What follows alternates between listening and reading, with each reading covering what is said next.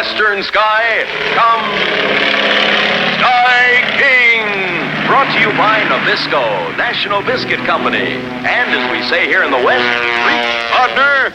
Reach for Nabisco. Reach for Nabisco. The bright red seal on the package end means there's mighty good cookies inside, my friend. Yep, that red Nabisco seal is on all your favorite cookies. Creamy chocolatey Oreo cream sandwich, rich different Swiss cream sandwich, yummy Fig Newtons, crispy sweet Nabisco sugar wafers, and many, many others. So just remember, when it comes to cookies, Reach for Nabisco, Nabisco. And now, Sky King.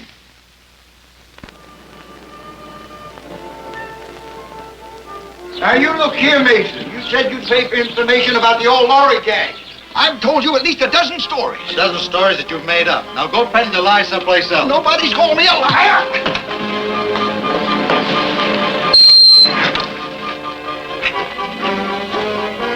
Look here. Why don't you fight like a man? It's Charlie Riblett. Fighting again. Like a man. Hold it, Charlie, hold it. When will you learn this isn't the only way to settle an argument? Oh, Charlie, aren't you getting tired of my jail? that jughead's trying to swindle me. When you do? What? Why, this bum was trying to cheat me. Why, telling me to pack a me lie. a bum, you. Lies? Lies about what? About the old Lowry gang. You see, I write stories about the Old West. Was that so? What's your name? Mason. Sinclair Mason? Oh, you've heard of me. Everyone has who's interested in the history of the early West. I'll say. I'm Bob Carey, Mr. Mason, editor of the school paper. I wonder if I could get an interview with you afterwards, with pictures and everything. Well, you flatter me, young man. But I try to avoid publicity as much as possible. I'm afraid I'll have to refuse you.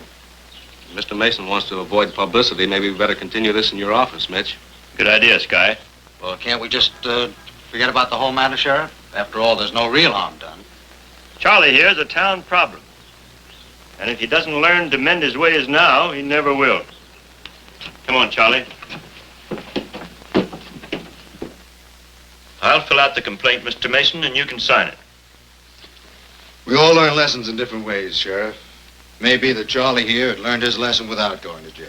I doubt it. But if you were moved by the spirit of mercy... Well, you heard the man, Charlie. Get out of here before I lock you up from force of habit. Well, thanks, Mr. Mason. I owe you a favor, and I won't forget it.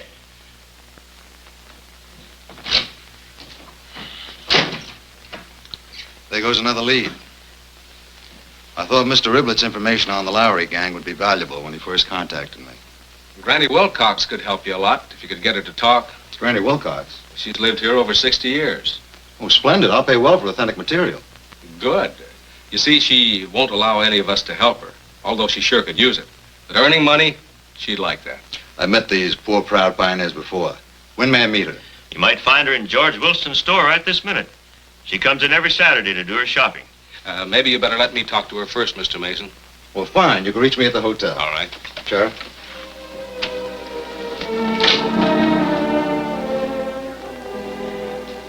Got a special on these big cans of lima beans, Mrs. Wilcox.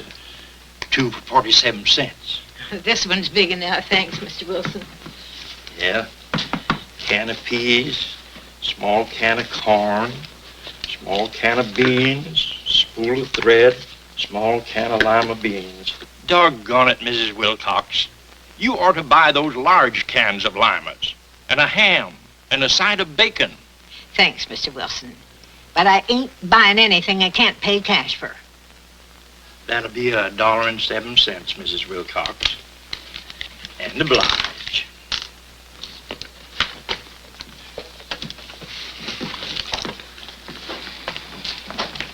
Well, we're in luck. I was hoping we'd find you here, Granny. I'm glad you did, Sky. Been meaning to ask you something. Morning, Penny. Morning, Granny.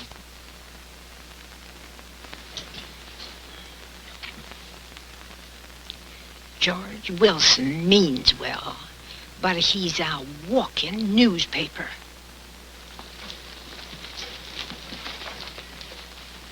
I want you to do me a favor, Sky. Don't ask for none as a rule, but this is something special. Why, sure. There's a writer feller in town named Mason. Mason? Shh. He's liable to be asking you a lot of questions since you know so many folks around here. Just want you to keep him away from my house. But, Granny, that's why we came to see you. Yes, you see, he's interested in information on the old Lowry gang, and he's willing to pay for it. Now, I know you were a little girl at the time, but if you could remember... Remember till the day I die. Every time I see a silver dollar or hear that morning train, I remember as if it happened yesterday. The Lowry gang stopped at nothing. Stagecoaches, banks, anything that held money. Boyd Lowry was the worst of the lot. Only a devil could have led those men. The more they took, the more they wanted. They chose the train, the express it was, with new silver dollars and the Denver Mint. They stopped at 10 miles outside of town. 50,000 in silver, and they got every dollar. There was a lot of shooting. The guards were killed, and one of Boyd Lowry's men was wounded real bad. He died within an hour. They buried him somewhere out on the trail. They didn't want him identified. The others didn't get very far. The posse found them. And before the sun was down that night, every one of them were killed. It was their due. An eye for an eye. They were merciless men. Gosh, Granny, if you just tell that to Mr. Mason. Child, I've spent 60 years living down these memories. But, Granny, it's over with. And after all, it was just a gang. No, Penny. It wasn't just a gang. Boyd Lowry was my father. Your father? Yes. I've spent most of my life living down the scandal, and the name Boyd Lowry left me. And I'm not bringing it up again for Sinclair Mason or for anybody else. No one could think harshly of you, Granny, for something that happened 60 years ago, and for which you had no responsibility. Easy enough to say. But Boyd Lowry's trunk hasn't been opened in 60 years. And it's going to stay closed till the day I die. Penny? Hi, Bob. Bob, can I see you a minute? Sure. How long do you think it'd take you to fly to Santa Fe? About 4 hours? Why, yeah, 4 hours ought to do it with no headwinds. Can I help you, Sky? Well, the railroad offices will be closed when you get there, but here's a phone number. It's Westman, the division chief. He'll let you get a look at the records. What records? I want everything you can get on the robbery back in 1895. The old Lowry gang held up the express train near Grover. 1895, the old Lowry gang train robbery. Okay, Sky. Maybe if we can show Granny how much is already known about the gang, she'd be willing to talk to Mason. And make some money for herself. Right.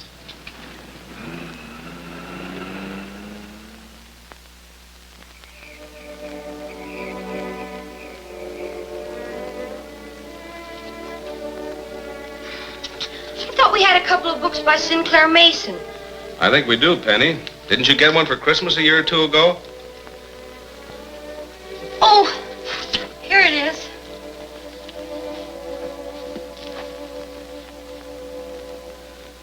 Sky, look at this.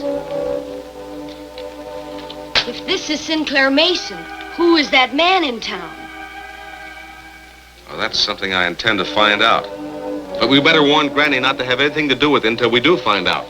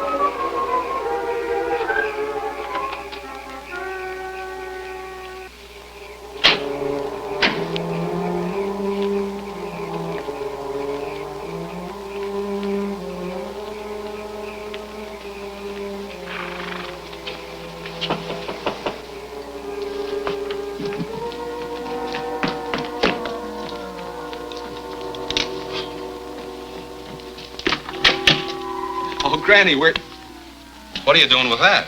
I had a varmint prowling around. Don't know what he thought was worth stealing from me. Your old papers, Granny, on the Lowry gang.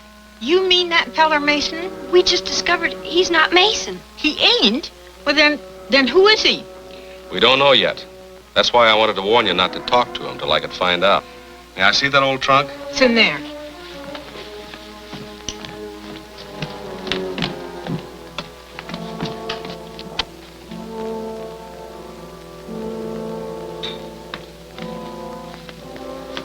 Well, I wonder if he got what he was after. You better check and see what's missing. I can tell already that some of the letters and papers are gone.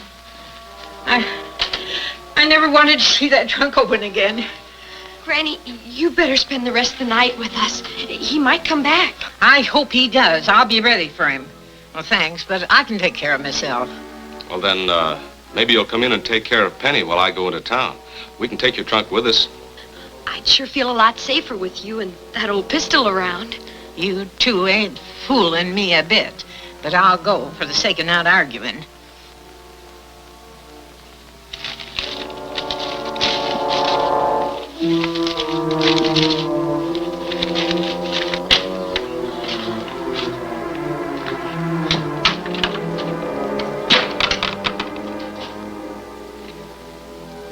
Mason, King, what does this mean? it means your little game is up.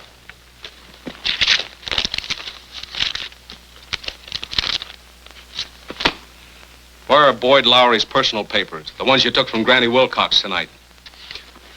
I don't know what you're talking about, and I don't like you sneaking into my room. Just who do you think you are? I know who I am, and I know you're not Sinclair Mason. Just who are you?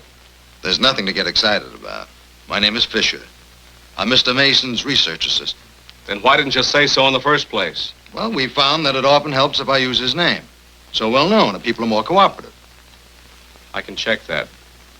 If it's true, I'll owe you an apology. Don't concern yourself with that. But what about those papers? What was the old lady doing with them? Is she a relative? I must talk with her. Where is she? She's at my ranch. But you better let me do some explaining first. After what happened tonight, she'd shoot you on sight. Mitch, do you know where Charlie Riblet is? No, I haven't seen him since that ruckus this morning. What's up? Well, I think he stole some papers from Granny Wilcox tonight.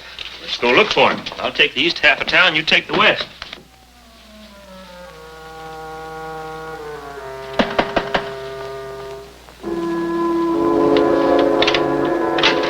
I owe you a favor for letting me go. I come here to pay you back. Look here. All you want to know about Boyd Lowry. Look here. Letters, clippings, all about his robberies. Might be interested. You're the one that broke into Granny Wilcox's house. Sure. She's his daughter.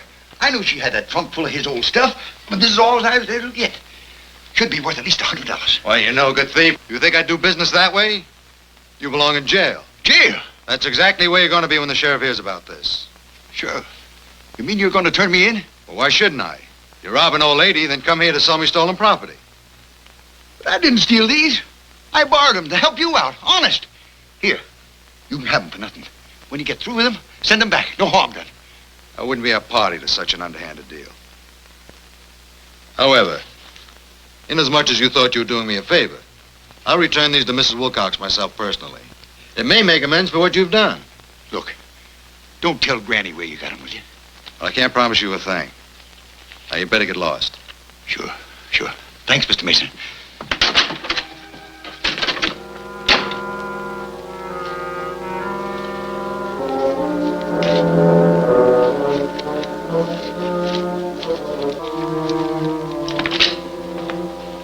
Well, hello, Bob. Hi, Sky. They told me at the airport I'd probably find you here. You didn't happen to run into Charlie Riblet on your way in, did you? No. How'd you make out of Santa Fe? I got all the details. Good. They said Mason's assistant, a man named Fisher, was there about 3 months ago and got the same dope. Fisher, huh? And get this, the loot was never recovered. $50,000, nobody ever found it. There's still a reward offered. I'd say this case is taking on a little more than historical significance, wouldn't you? You mean Mason's really after the dough? It isn't this fellow Mason, it's Fisher. And I think he's very much after it. To say nothing of Charlie Riblet. Charlie? I think he stole some old Lowry papers from Granny that might give him a clue to the money. Well, I'll be darned. 60 years ago or today makes no difference. Person does wrong, they gotta pay for it, just like he did. This really Boyd Lowry's pistol? It's the only thing I didn't put in the trunk. After Mr. Wilcox died, I was alone out there. Saw no reason to buy a gun as long as I had this one. Gosh, if this old pistol could talk, it sure could tell some stories. I don't think I'd want to hear him. This grip is loose, Granny. Been loose for a long time. I can fix it for you. Better unload it first, honey. Okay.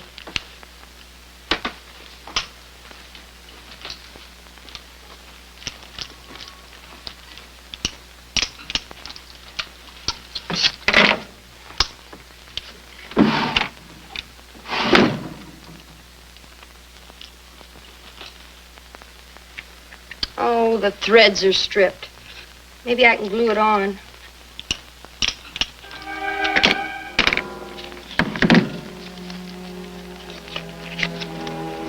Granny, what's this?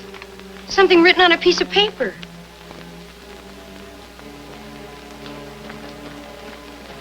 See? Why, it looks like a map. This looks like a table. A table. You suppose it means Table Rock? Or Prospector's Rock. See, this line could be the river. Mm-hmm. Might be either one. Don't trouble yourselves, ladies. I'll figure it out. I'll take that. I only came out here to ask you some questions, Mrs. Wilcox. But I found my answer already. Honest, Sheriff. Honest, just like I said. I gave him the papers and left, and then That's where the money is. Buried in the grave. What money, Mr. Mason? You tell her, Mrs. Wilcox. It was money that brought bad luck and death to Boyd Lowry. And it could do the same for you. If you've got what you want, get out. And leave you free to call the police? Get in that closet, both of you.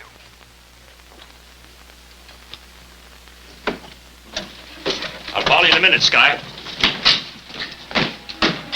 Come on, back in your cell. Move. Now look, Sheriff.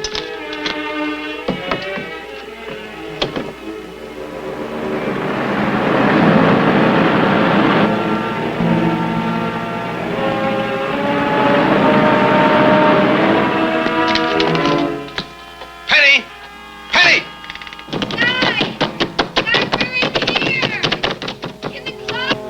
You all right? We're okay, Granny? Sky. Did you hear me on the radio? Yes, that was smart thinking. Where is he? Gone. There was a map inside the grip of Boyd Lowry's pistol. We think it showed the river and maybe Prospector's Rock. Or could have been Table Rock. They look something alike. But they're 10 miles apart. While we're driving to one, he could be at the other. He's got a gun. Yes, we'd be a perfect target with lights. But we'll look for his lights from the air. Penny, tell Mitch I'll contact him by radio if we have any luck. All right, Bob.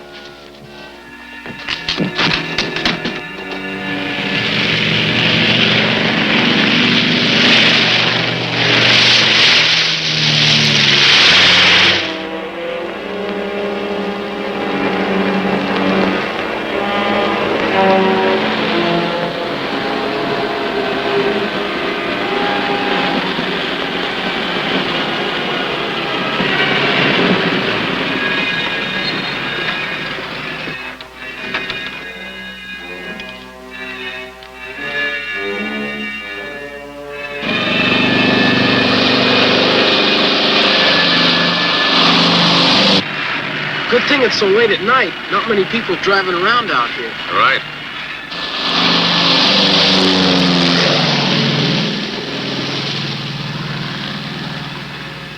Table Rock should be under us pretty quick. Looks like the lights of a car shining down there, but it's not moving. The lights went out. He may be legitimate and he may not. We'll see what happens when he thinks we're leaving.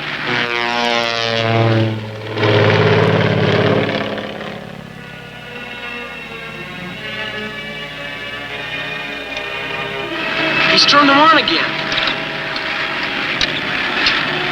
Songbird calling Sheriff's Car 1.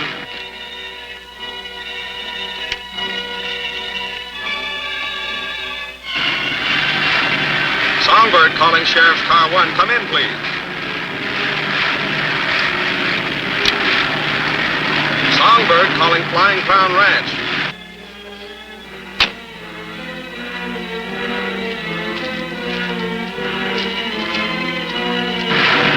deceiving me, Penny. Over. I'll bet she forgot to turn the switch back to receiving after she tricked Fisher. Probably take over, will you?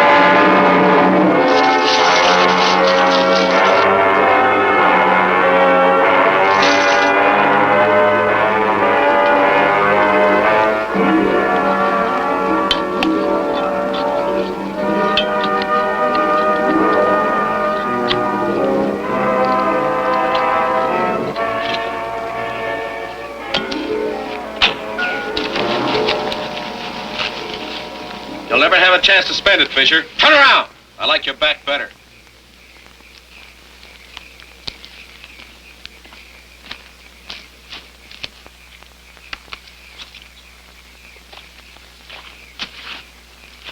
There's enough here for both of us, King.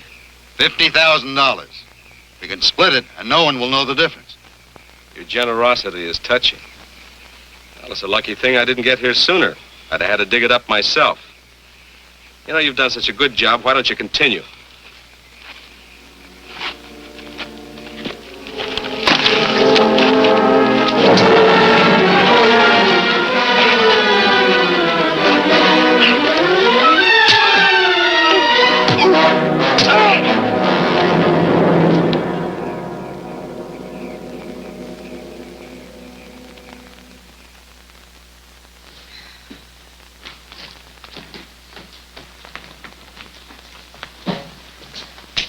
Granny, got a little surprise for you.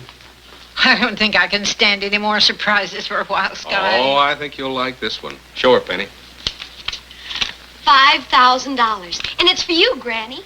$5,000? For me? That's right. The railroad still had the reward up for the stolen money. Why, bless you, Scotty and Penny, I just don't know what to say. Mr. Wilson, let's have 4 of those large cans of lima beans and a large sack of flour. You're coming to dinner, of course. Of course. And a great, big, nice ham.